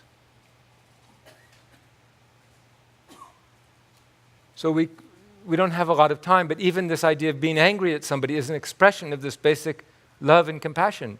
We get angry because someone's hurt our feelings. We don't want our feelings to be hurt, and we think in a really screwy way that getting angry is going to somehow make that better. So it's not skillful, but the core is there. So we need to understand that and be able to say, oh, monkey, you just wanted to be happy, and you kind of screwed it up. This is, Pema referred to this yesterday as klesha, as an afflictive emotion. We get wrapped up in the afflictive emotions because we're just untamed, untrained. But the basis is good. And along the way, as we were saying, as we become more intuitive, just over time, sensitive, intuitive, empathetically connected with who we are, this fundamental dynamic of who we are, we warm up, we develop a quality of understanding and tenderness. And then something remarkable happens. That as we get to know our circumstance, our situation, our hopes and fears, we get to know just how badly we don't want to be hurt or left out. When we really get to know that, like really get to know that, to that degree, we get to know it in others. To the degree that we know we want to be happy and free of dis-ease, we intuitively know it about others. To the degree that we really get sort of our monkey mind, we get other people's monkey minds. To the degree that we become interested in all of this, we actually become interested in all of theirs. This is spontaneous. This is not something that we have to try too hard to do. It's like young mothers with their little infants in their strollers, and they're going along, you see them going along the street, and they've got 3 other friends with little kids with little strollers, and they go, oh, how's yours, you know? Did they poop today? You just become interested in little ones. This is spontaneous. This becomes our, at this point, heart opens up and warms up and begins to slip out and become interested in whatever we find.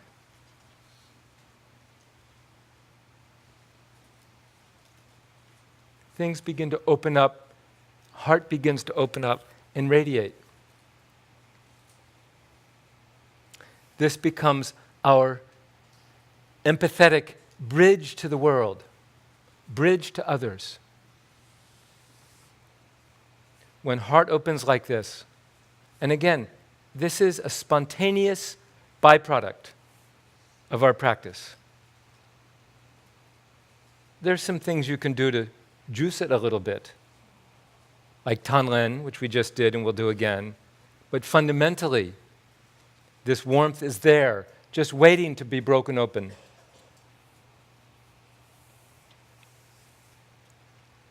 This is our bridge to the world. And walking this bridge and connecting to the world has yet another byproduct of allowing us to feel, to stop feeling so disconnected, to stop feeling so out of sync. Because actually, we understand people now. And that understanding is a connection. We understand them. When we understand them, we begin to like them, we begin to warm up to them, they become interesting to us. Actually, the whole world begins to shine. Walking this bridge and connecting with others is what makes this life meaningful. This is the spark of the awakened heart. This is the spark of compassion. Sometimes Pema refers to it as the spark of bodhicitta. Although that word is used in various ways. In our tradition, Pema has written about and quoted Shantideva many, many, many times, as all of you know. Her book, No Time to Lose, was a commentary on Shantideva's Way of the Bodhisattva. And Shantideva said about just the sparking, the opening, the beginning of this, it's considered to be so precious, so important, that Shantideva said, on the occasion of that waking up, he said, "At this moment, my birth has become fruitful. I have realized my human life. Today I am born in the family of the Buddhas. Now I am a child of the Buddhas," meaning awakened ones. Just that beginning to open up and wanting to move out. That's how precious this is.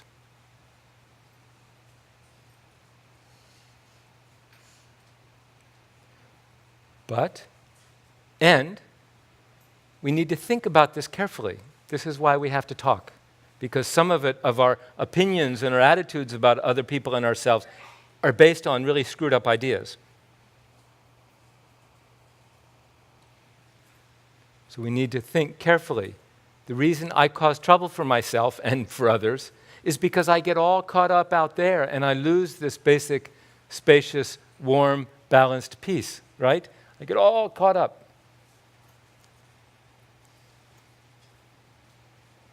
I'm looking for love in all the wrong places. And if it's true about me, it's true about others. We need to think about this.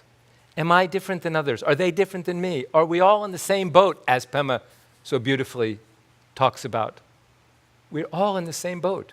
We are the same in wanting to be happy and at ease and screwing it up spectacularly. Again and again and again and again. Now, if that doesn't engender a quality of camaraderie, comradeship, and empathy, nothing does. But we need to think about this carefully. Am I willing to see people like that? Am I willing to imagine that actually they're not XYZ, whatever I label them? They're just monkeys who want to get by and be happy and don't know how to do it, just like me. Does this make sense? This is critical. Because if we don't get this right, then we'll practice and practice and practice Tanren and stuff, but still think they're creeps. Because we haven't shifted our basic understanding of what the situation is. Their basic nature is just the same as ours. They're fundamentally completely stable, pure, good, unchanging, just like we are.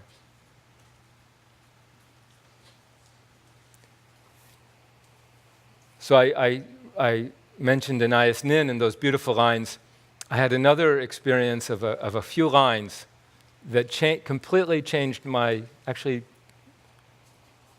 very powerful for me. I went many, many years ago to one of my teachers, and I was very hot on the trail of all this because I needed it badly. And I said, okay, tell me again, what is the deal with compassion? I just couldn't figure it out. And he said, and he was one of the very old, great, great lamas in our tradition, so I was wide open, which doesn't happen often. And he said, well, Tim, he said, if you're sitting in your office and you had, behind your desk and those papers all over your desk, and someone came in and upended your desk and the papers went flying, what would you do? And I said, well, I'd be pissed off, of course. And he said, of course you would.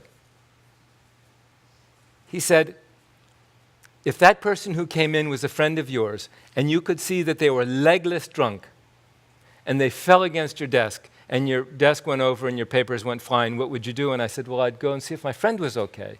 And he said, of course you would. And he said, Tim, everybody is drunk on their afflictive emotions.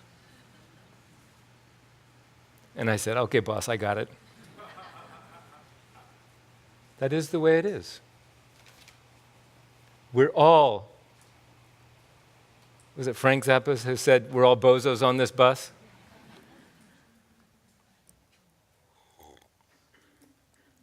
This is where view and meditation come together.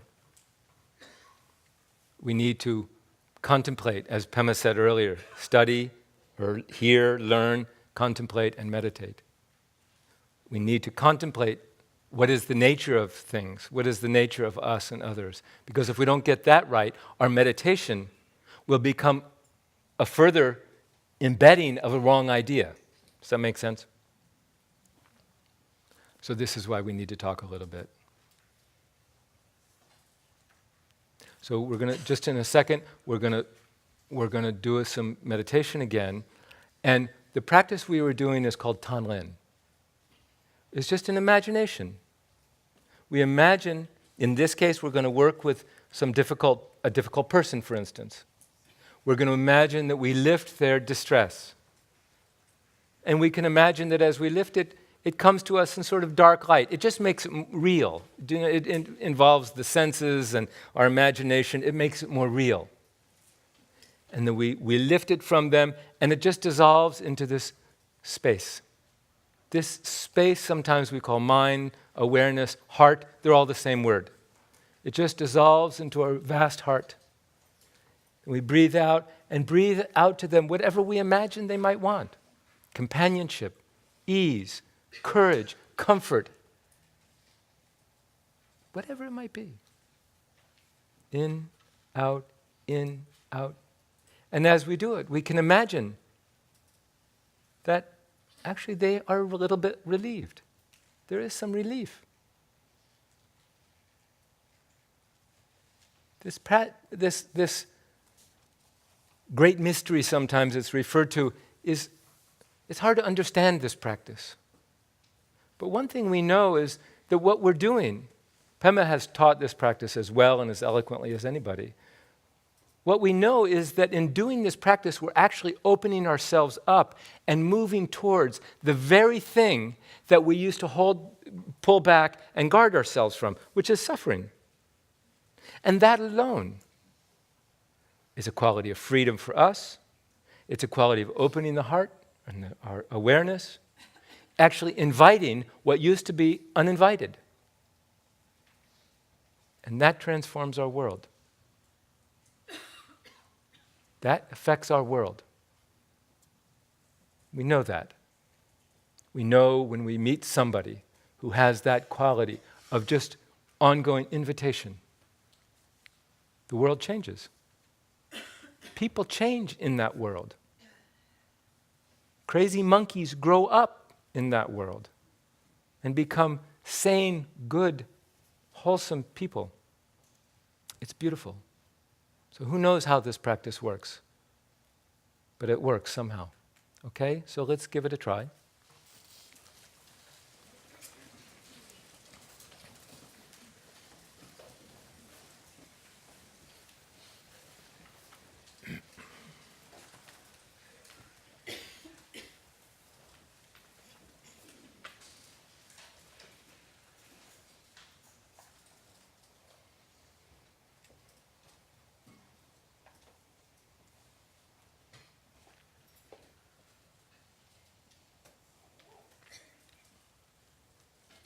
Now let's spend a couple of minutes just resting in open awareness.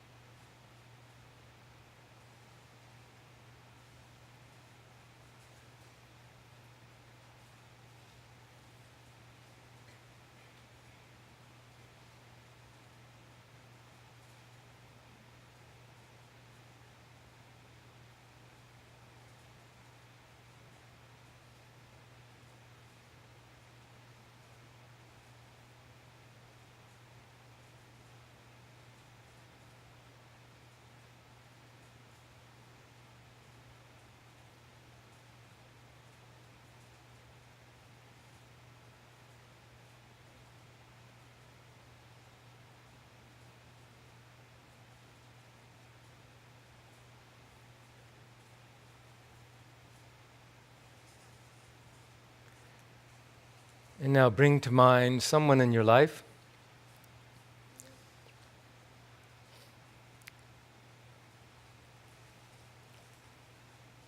It could be anybody. Perhaps someone who is struggling in some way.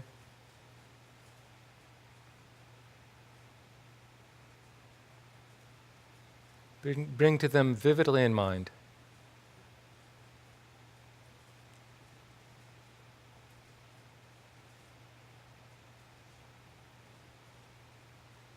Recall the difficulty they're having.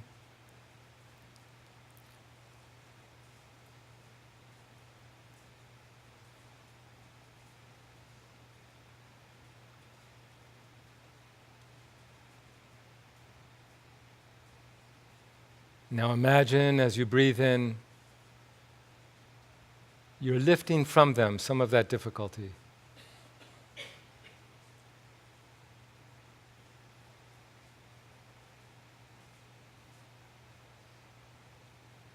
You breathe it in.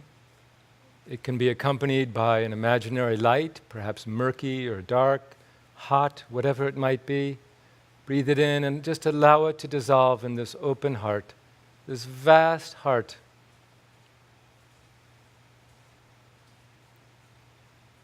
And then breathe out whatever is needed.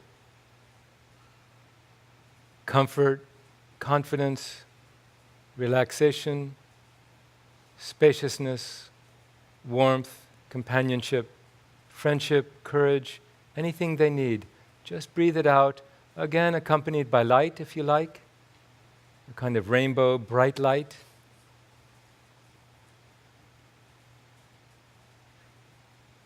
It touches them, and their load is light, is lightened, is relieved a little bit. And then back and forth on the breath.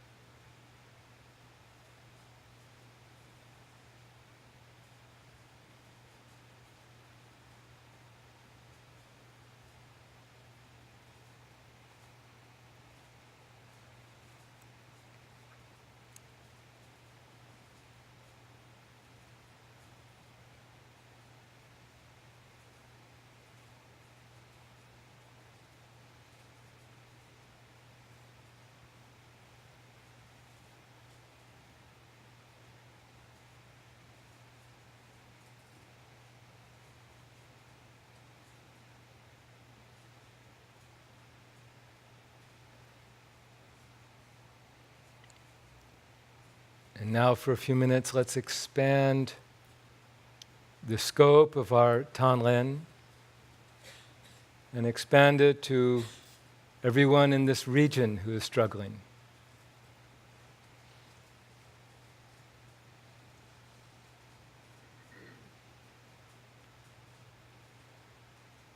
Perhaps we could extend it all the way to those who are struggling with the recent hurricanes. Breathe in whatever struggle, distress they may have, and breathe out whatever would soothe them.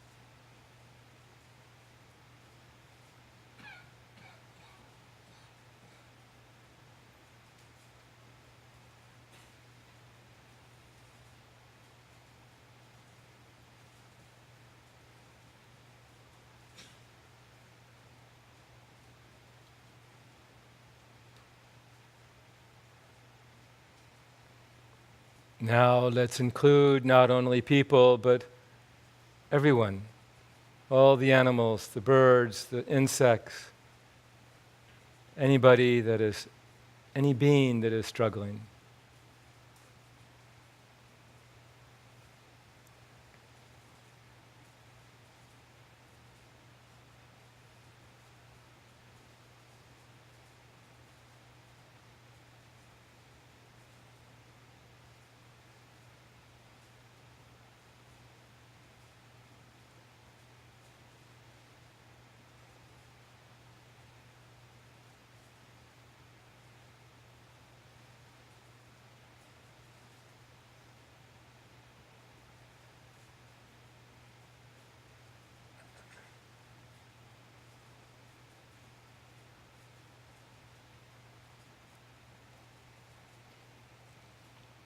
And now expand our practice a little more to include all of those, the dozens of people, the thousands and thousands of animals, and the untold number of birds and insects that have lost their lives and are now in the bardo on the basis of these recent storms.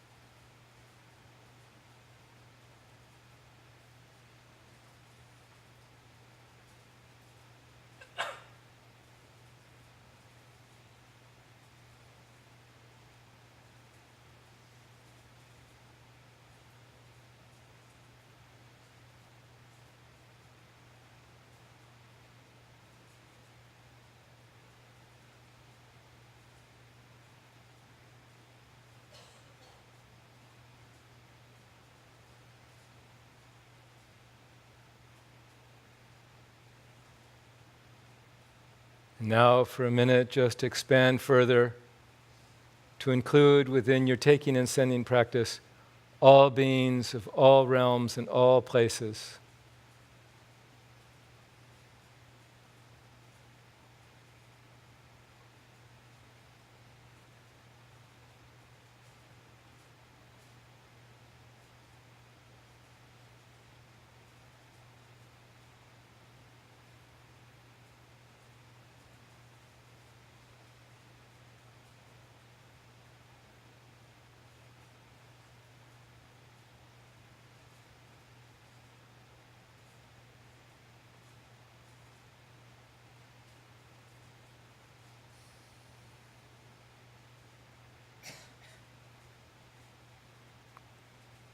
And now drop the visualization and open back up into open awareness.